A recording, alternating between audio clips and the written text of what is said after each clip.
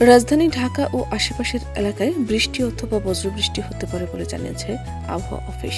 ১৯ March আবহাওয়ার পূর্বাভাসে এ তথ্য জানানো হয়েছে। পূর্বাভাসে বলা হয়েছে, ঢাকা ও পার্শ্ববর্তী এলাকায় আকাশ আংশিক মেঘলা থেকে অস্থায়ীভাবে মেঘাচ্ছন্ন থাকতে পারে।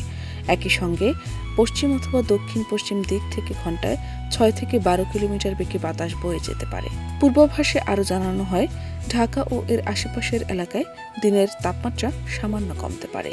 আজ রাজধানী ঢাকায় সর্বনিম্ন তাপমাত্রা ছিল ১৯.৬ ডিগ্রি সেলসিয়াস। এ সময় বাতাসের আর্দ্রতা ছিল ৮৩%।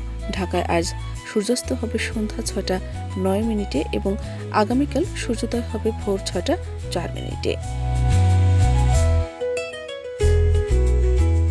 এদিকে সারা দেশের আবহাওয়ার বিষয়ে আবহাওয়া অফিসে জানায়, রংপুর, রাজশাহী, ময়মনসিংহ ও সিলেট বিভাগের কিছু কিছু জায়গায় বজ্রসহ বৃষ্টি অথবা বজ্রবৃষ্টির সম্ভাবনা রয়েছে।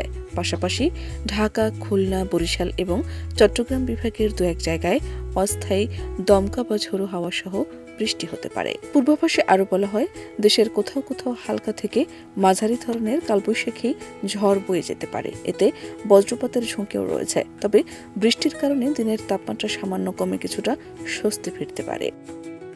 শাহনাজ পারভীন, দেশ রূপান্তর।